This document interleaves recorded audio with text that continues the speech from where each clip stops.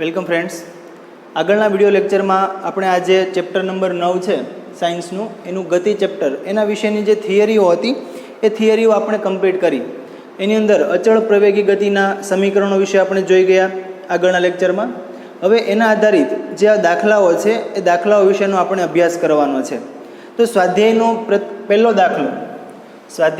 દાખલો જોઈએ તો એક એથ્લેટ એટલે કે દોડવીર, જે દોડમાં ભાગ લેતો હોય એને એથ્લેટ કહેવાય. કે એક દોડવીર 200 મીટર વ્યાસ ધરાવતા એક વર્તુળાકાર પથ પર એક ચક્કર એટલે કે એક ચક્ર 40 સેકન્ડમાં પૂર્ણ કરે છે. કે એક વર્તુળાકાર પથ છે, અહીંનો જો પથ છે, પથ આપણને અહીંયા વર્તુળાકાર આપેલો છે. કે કોઈ વર્તુળાકાર પથની અંદર એ ધારો કે અહીંયા એ બિંદુથી પોતાની ગતિની શરૂઆત કરે છે અને ફરીને જ્યારે પાછો એક ચક્ર પૂર્ણ કરશે ત્યારે એને એ ચક્ર પૂર્ણ કરવામાં 40 સેકન્ડનો સમય લાગે છે.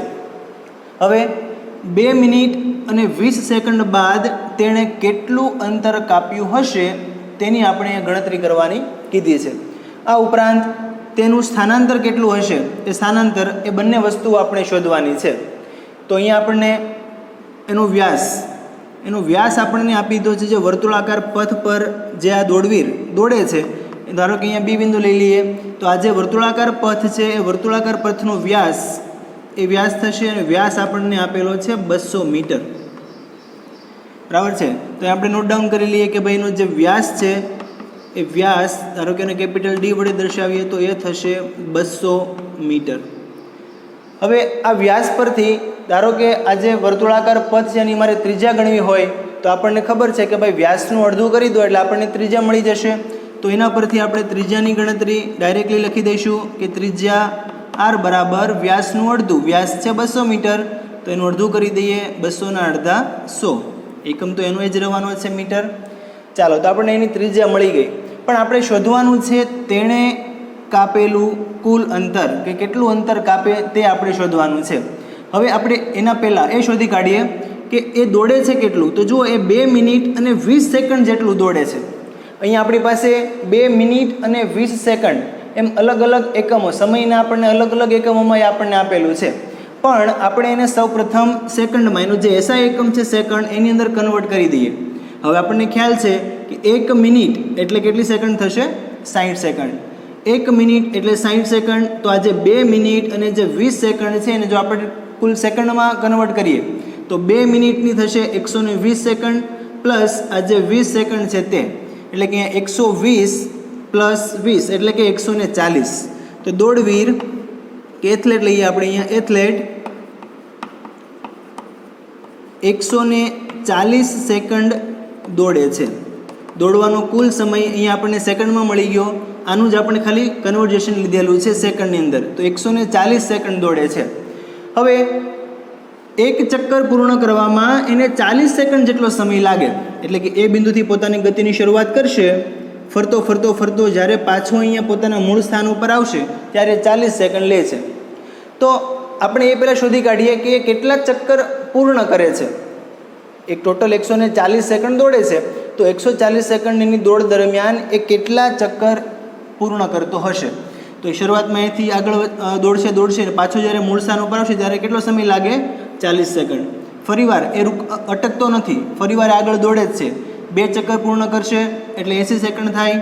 3 ચક્કર પૂર્ણ કરશે ત્યારે 120 સેકન્ડ થાય. તો બાકીની આ જે 20 સેકન્ડ છે તે, તો જો અહીંયા એક ચક્કર પૂર્ણ કરવામાં 40 સેકન્ડ લાગે છે, તો અહીંયા તો ઉપરની 20 સેકન્ડ છે, તો એ 20 સેકન્ડની અંદર એ અડધે સુધી પહોંચ્યો, એટલે કે આટલે સુધી પહોંચે. તો અહીંયા 140 સેકન્ડ દરમિયાન એણે 3 આખા ચક્કર પૂર્ણ કર્યા હોય. એટલે કે અહીંયાથી 1, 2 અને 3 ચક્કર આખા પૂર્ણ કરે છે અને બાકીનું જે 20 સેકન્ડમાં અડધું ચક્કર પૂર્ણ કરે છે. તો 3 આખા અને 1 અડધું, તો આપણે એમ કહી શકાય કે એણે 3.5 એટલે કે 3.5 ચક્કર પૂર્ણ કર્યા છે તેમ કહેવાશે. તો આ દોડવીર 3.5 જેટલા ચક્કર પૂર્ણ કરે છે. એની જે દોડ છે, દોડ દરમિયાન 140 સેકન્ડની દોડ દરમિયાન એ 3.5 જેટલા ચક્કર પૂર્ણ કરે છે. હવે આપણને એવું પહેલાં શોધી કાઢીએ કે એક ચક્કર પૂર્ણ કરે કોઈ દોડવીર છે એ એક ચક્કર જ્યારે પૂર્ણ કરશે ત્યારે એણે કાપેલું અંતર આપણે શોધી કાઢીએ તો એના પરથી 3.5 જેટલા ચક્કર કાપવામાં એને કેટલું અંતર આપણે ટોટલ અંતર કપાયું છે એ શોધી કાઢીશું. હવે અહીંયા પહેલાં એ જુઓ કે એનો જે દોડવીર છે એ જે પથ પર દોડે છે એ પથ વર્તુળાકાર પથ છે. હવે આપણે આગળ વાત કરી ગયા લેક્ચરમાં કે જ્યારે કોઈ પદાર્થનો પથ છે વર્તુળાકાર પથ હોય ત્યારે એનું જે ચક્કર દરમિયાન એણે એક ચક્કર પૂર્ણ કરે ત્યારે એણે જે કાપેલું અંતર છે એ કાપેલું અંતર એ જે વર્તુળ છે એ વર્તુળના પરિઘ જેટલું હોય. તો અહીંયા આપણે દોડવીર છે એણે એક ચક્કર દરમિયાન કાપેલું કુલ અંતર જો શોધવું હોય તો અહીંયા આપણે વર્તુળના પરિઘની ગણતરી કરવી પડે. અને આ વર્તુળના પરિઘનું સૂત્ર આપણને ખ્યાલ જ છે કે વર્તુળનો પરિઘ એટલે 2πr. તો અહીંયા જ્યારે આપણે વર્તુળાકાર પથ ઉપર દોડતો કોઈ દોડવીર છે એક ચક્કર પૂર્ણ કરે ત્યારે વર્તુળના પરિઘ જેટલું અંતર એટલે કે 2πr જેટલું અંતર કાપશે. દોડવીર એક ચક્ર દરમિયાન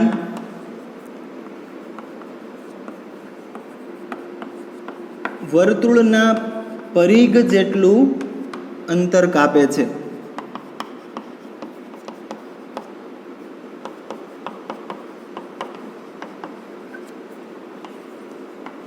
તેથી એક ચક્કર દરમિયાન કાપેલું અંતર જો આપણે ગણવું હોય તો કહી શકાય વર્તુળનો પરિઘ. અને વર્તુળનો પરિઘનું સૂત્ર 2πr જેટલું હોય. 2πr એટલે થશે જે વર્તુળાકાર પથ છે વર્તુળાકાર પથની ત્રિજ્યા. આપણી પાસે છે જે ત્રિજ્યા 100 મીટર. અહીંયા આપણે વાત કરીએ અહીંયા આટલું જે અંતર છે 2πr જેટલું એ એક ચક્કર દરમિયાન આટલું અંતર કાપે છે. પણ આપણે એટલું નથી શોધવાનું, આપણે શોધવાનું છે કે 2 મિનિટ 20 સેકન્ડ એટલે કે 140 સેકન્ડ દરમિયાન એણે કાપેલું અંતર કેટલું. હવે 140 સેકન્ડ જે દોડે છે તો 140 સેકન્ડ દરમિયાન તો એણે 3.5 જેટલા ચક્કર પૂર્ણ કર્યા છે. તો આપણે એ 3.5 ચક્કર દરમિયાન કાપેલું અંતર સાથે આપણે 2πrનો ગુણાકાર કરી દઈએ તો આપણને કાપેલું કુલ અંતર મળશે. માટે 140 સેકન્ડ દરમિયાન એટલે કે 3.5 ચક્કર માટે કાપેલું કુલ અંતર બરાબર 3.5 ગુણાકાર 2πr. સાદરૂપ આપી દઈએ 3.5 ગુણાકાર 2 પાઈની કિંમત આપણે લેવાની છે અહીંયા 22/7 અથવા તો તમે 3.14 પણ લઈ શકો. તો અહીંયા આપણને ગણતરીમાં સરળતા રહે એટલા માટે આપણે એની કિંમત લઈશું 22/7. r એટલે ત્રિજ્યા, જે ત્રિજ્યા આપણે શોધી કાઢેલી છે 100 મીટર. ચાલો આ બધાનું જે સાદરૂપ આપણે આપીએ 3.5 ગુણાકાર 2 ગુણાકાર 22/7 અને 100. જો તમે આનું સાદરૂપ આપશો એટલે તમને આન્સર કંઈક મળશે 2200. એકમ તો આપણો હતો જ અહીંયા મીટર, બાકી બધી વસ્તુ આપણી મીટરમાં જ છે એટલે આન્સર આવશે 2200 મીટર. તો આ જે 2200 મીટર છે એ અંતર કે 2 મિનિટ અને 20 સેકન્ડ બાદ જે દોડવીર છે એણે કુલ અંતર આટલું કુલ અંતર કાપેલું હશે. તો દોડવીરે કાપેલું કુલ અંતર 2200 મીટર થાય. હવે આગળ પણ આપણે શોધવાનું છે કે એનું સ્થાનાંતર કેટલું. હવે આપણે આગળ જોઈ ગયા હતા કે પથ લંબાઈ એટલે કે કુલ અંતર એટલે કે પદાર્થે કાપેલું કુલ અંતર, એની જે આખું જે પ્રોસેસ છે એટલે કે એક સ્થાનથી જે બીજા સ્થાન ઉપર પહોંચે છે એ દરમિયાન એ જેટલું અંતર કાપે છે બધા જ અંતરનો આપણે સરવાળો કરી દઈએ એટલે આપણને કુલ અંતર મળશે. પણ અહીંયા આપણે વાત કરી છે સ્થાનાંતર. આપણે આગળ જોઈ ગયા કે સ્થાનાંતર એટલે શું કે જ્યારે કોઈ પદાર્થ એ સ્થાન પરથી બીજા સ્થાન ઉપર પહોંચે ત્યારે એ બંને જે સ્થાન છે એ બંને સ્થાન વચ્ચેનું લઘુત્તમ અંતર, એ જે લઘુત્તમ અંતરને આપણે કહીશું સ્થાનાંતર. જો એ સ્થાનાંતર આપણે આકૃતિમાં સમજીએ કે ભાઈ એ જે દોડવીર છે એ બિંદુથી પોતાની ગતિની શરૂઆત કરે છે અને 2 મિનિટ અને 20 સેકન્ડમાં એ 3.5 જેટલા ચક્કર પૂર્ણ કરે તો એનું સ્થાન ક્યાં હશે? તો કે શરૂઆતમાં અહીંથી ઉપડે છે, એક ચક્કર પૂર્ણ કરે છે, બીજું ચક્કર પૂર્ણ કરશે, ત્રીજું ચક્કર પૂર્ણ કરશે. હવે પછી બાકીની 20 સેકન્ડમાં એ અડધું ચક્કર પૂર્ણ કરે છે. 3 તો પૂરા થઈ ગયા, તો બાકીના જે અડધા ચક્કર દરમિયાન એનું સ્થાન છે બી સ્થાન ઉપર હશે. એ બિંદુએથી પોતાની ગતિની શરૂઆત કરશે, 3.5 જેટલા ચક્કર પૂર્ણ કરીને બી સ્થાન ઉપર હોય, તો એ સ્થાન અને બી સ્થાન એ બંને વચ્ચેનું જે લઘુત્તમ અંતર છે એ લઘુત્તમ અંતર આપણે શોધવાનું છે, એને સ્થાનાંતર કહેવામાં આવશે. તો અહીંયા જુઓ આકૃતિ પરથી જોઈ શકાય છે કે એ અને બી વચ્ચેનું જો આપણે લઘુત્તમ અંતર શોધવું હોય તો એ અને બી વચ્ચેનું જે લઘુત્તમ અંતર છે એ વર્તુળાકાર પથના વ્યાસ જેટલું જ હોય છે. કેમ કે અહીંયાથી અહીંયા સુધીનું અંતર વર્તુળાકાર પથના બે બિંદુઓ વચ્ચેનું અંતર, તો એ થશે અહીંયા એનો વ્યાસ. તો એનો વ્યાસ આપણને ખ્યાલ જ છે 200 મીટર. તો એ દોડવીર છે, બરાબર છે. એનું આપણે જે સ્થાનાંતર છે કે આટલા સમય દરમિયાન જો સ્થાનાંતર જોઈએ તો એ સ્થાનાંતર આપણને મળશે 200 મીટર.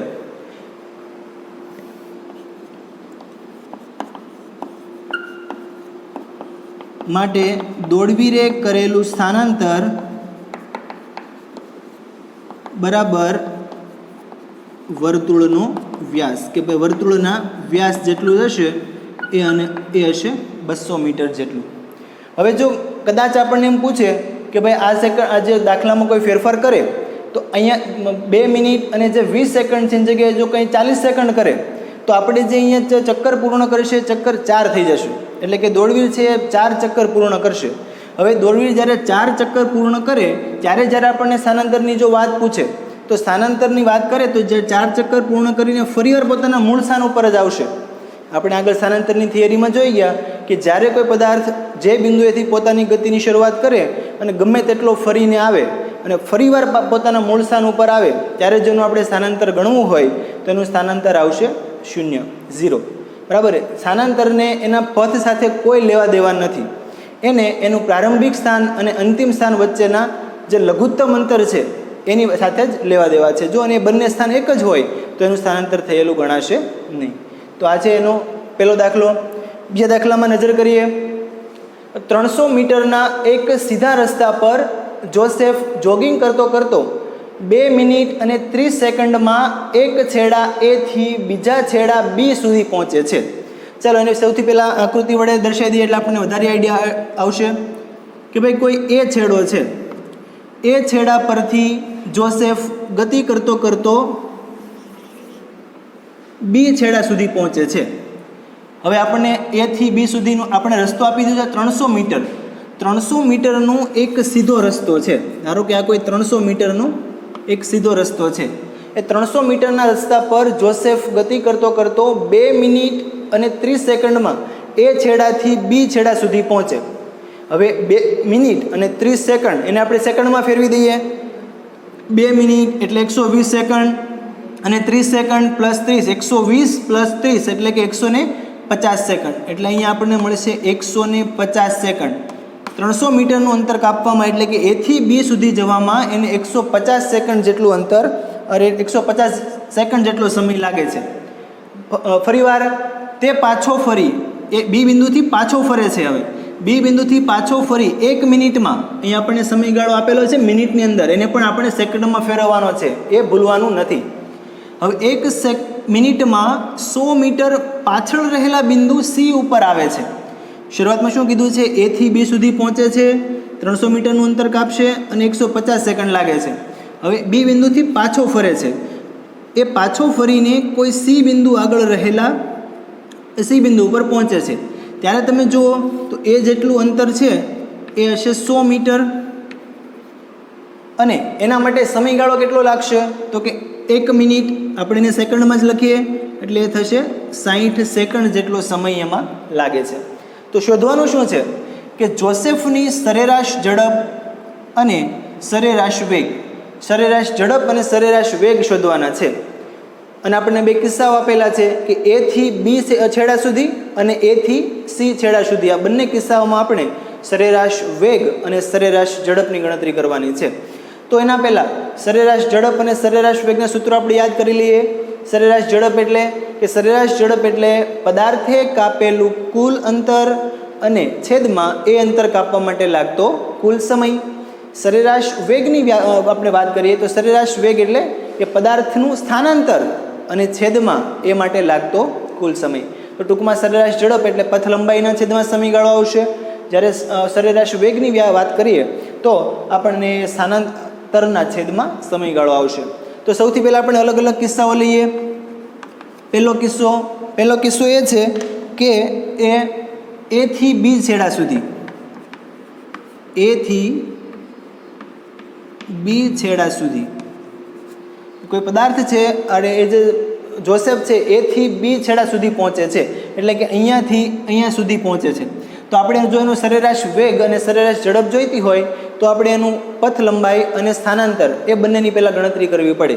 તો જુઓ, એ થી બી છેડા સુધી જ્યારે જોસેફ ગતિ કરતો દોડતો જાય છે, ત્યારે જો એનો માર્ગ છે સુરેખ માર્ગ જ છે, એ થી બી છેડા સુધી પહોંચે છે, ત્યારે એની જો આપણે પથ લંબાઈ ગણીએ તો પથ લંબાઈ એટલે કે પદાર્થે કાપેલું કુલ અંતર, એટલે કે એ છેડાથી બી છેડા સુધી, એ બીની વાત કરવાની છે આપણે, એ થી બી છેડા સુધી એને કાપેલું અંતર કેટલું હશે તો 300 મીટર.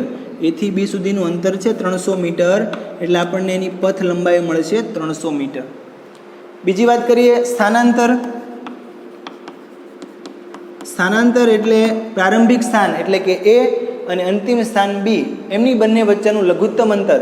પણ જુઓ, એ અને બી એની વચ્ચેના આપણે લઘુત્તમ અંતર તો આટલું થશે 300 મીટર જ, કેમ કે પદાર્થ છે સુરેખ માર્ગ પર જ ગતિ કરે છે.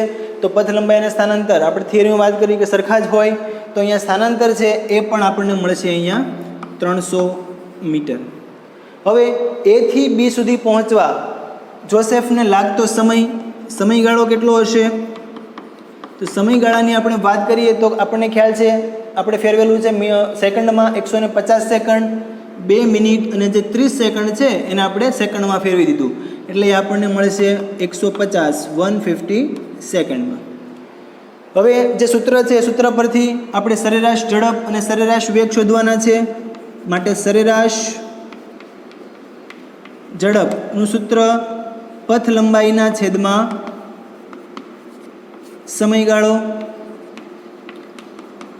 પથ લંબાઈના છેદમાં સમયગાળો. ચાલો, અહીંયા પથ લંબાઈ આપણને ખબર છે, સમય ખબર છે. પદાર્થ જે જોસેફ છે એનું પથ લંબાઈ એને કાપેલું કુલ અંતર એ છે 300 મીટર. કેટલો સમય લાગે છે? 150 સેકન્ડ. બંનેના સૂત્રમાં મૂકી દઈએ, એટલે કે 300/150. 0 કેન્સલ, 15 દુ 30, એટલે આપણને મળશે 2 મીટર પ્રતિ સેકન્ડ. તો આ થઈ ગયું એનું સરેરાશ ઝડપ. ચાલો, આપણે સરેરાશ વેગ પણ શોધવાનો છે સેમ એ થી બી છેડા માટે.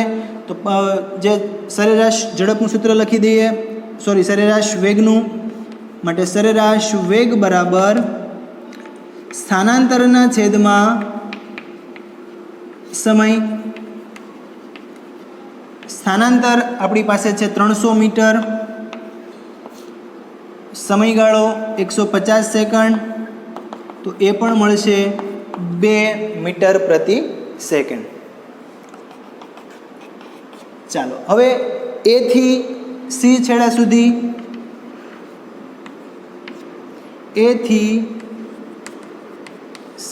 સી છેડા સુધી. ચાલો, ફરીવાર આપણે આની જેમ જ હવે આપણે વાત કરવાની છે એ થી બી ઉપર આવશે ને બી થી સી, એ થી સી છેડા સુધી વાત કરવાની છે. અહીંયાથી અહીંયા સુધી આવશે, ત્યાંથી પાછો આવશે. તો એના માટે પથ લંબાઈ કેટલી હશે એની આપણે ગણતરી કરવાની છે. પથ લંબાઈ એટલે પદાર્થે કાપેલું કુલ અંતર. અહીંયા જુઓ, પદાર્થ એ થી બી સુધી આવે છે ને બી થી સી સુધી આવે છે. તો એ દરમિયાન એણે કાપેલું કુલ અંતર એ થી બી સુધીનું અંતર પ્લસ બી થી સી સુધીનું અંતર. તો એ થી બી સુધીનું અંતર કેટલું છે? 300 મીટર પ્લસ બી થી સી સુધીનું અંતર આપણને ખબર છે 100 મીટર. તો એની કુલ પથ લંબાઈ થશે 400 મીટર. ચાલો, એ રીતે આપણે વાત કરીએ સ્થાનાંતરની. તો એ થી સી સુધી એની ગતિ દરમિયાન એનું સ્થાનાંતર એ થી સી સુધી. હવે આપણને ખ્યાલ છે સ્થાનાંતર એટલે પ્રારંભિક બિંદુ કે પ્રારંભિક સ્થાન અને અંતિમ સ્થાન વચ્ચેનું લઘુત્તમ અંતર. એટલે કે આપણે આ બંને એ અને સી વચ્ચેનું લઘુત્તમ અંતર જે ગણશું તો એને આપણે કહેવાશે એનું સ્થાનાંતર. પણ જો એનું સ્થાનાંતર ગણવું હોય તો જો આપણે આખું જે માપ છે એ બીનું માપ 300, એમાંથી મારે આટલું માપ હું બાદ કરી દઉં 100 મીટર, એટલે કે 300 આખા 300માંથી હું આટલું બાદ કરી દઉં એટલે મને એ અને સી વચ્ચેનું અંતર મળે. એટલે કે એ અને સી વચ્ચેનું જે અંતર છે એ થશે 300 - 100. 300 - 100 બરાબર 200 મીટર. ચાલો હવે એના માટે લાગતો કુલ સમય, સમયગાળાની આપણે વાત કરીએ. પહેલાં એ થી બી સુધી જશે ત્યારે 150 સેકન્ડ લે છે. બી થી સી સુધી આવશે ત્યારે 60 સેકન્ડ. 150 સેકન્ડ પ્લસ 60 સેકન્ડ બરાબર 210 સેકન્ડ. તો એના માટે લાગતો જે કુલ સમયગાળો છે એ થશે 210 સેકન્ડ. ચાલો ફરીવાર આની જેમ સરેરાશ ઝડપ અને સરેરાશ વેગના સૂત્ર. સરેરાશ ઝડપ બરાબર પથ લંબાઈ છેદમાં સમય. ચાલો પથ લંબાઈ છે આપણી પાસે 400 મીટર અને સમયગાળો છે 210 સેકન્ડ, એટલે થશે 400 ભાગાકાર 210. ચાલો આનું આપણે સાદુરૂપ આપી દઈશું. 400 ભાગાકાર 210 એટલે આપણને એનો આન્સર છે એ 1.90 જેવો કંઈક મળશે. તો એનો જે સરેરાશ ઝડપ છે એ થશે 1.90 મીટર પ્રતિ સેકન્ડ. એનો એકમ પણ આપણે ખાસ લખવાનો છે, ભૂલવાનો નથી. બીજું છે શોધવાનું છે આપણે સરેરાશ ઝડપ પણ શોધી કાઢી. સરેરાશ વેગ શોધવાનો છે. સરેરાશ વેગનું સૂત્ર સ્થાનાંતરના છેદમાં સમય. સ્થાનાંતરના છેદમાં સમય. ચાલો સ્થાનાંતર છે આપણી પાસે 200 મીટર, સમયગાળો 210 એટલે આવશે 200ના છેદમાં 210. આનું આપણે સાદુરૂપ આપી દઈએ એટલે આપણને આન્સર મળશે કંઈક 0.95 મીટર પ્રતિ સેકન્ડ. તો આમ જુદા જુદા આપણને કોઈ પણ સમયગાળા આપેલા હોય એના માટે આપણને અહીંયા એ થી બી સુધી અને એ થી સી છેડા સુધી આપણને એનો સરેરાશ ઝડપ અને સરેરાશ વેગની ગણતરી કરવાની કીધેલી છે. આ સ્વાધ્યાયનો 3.1 અને 3.2 દાખલો છે. Thank you.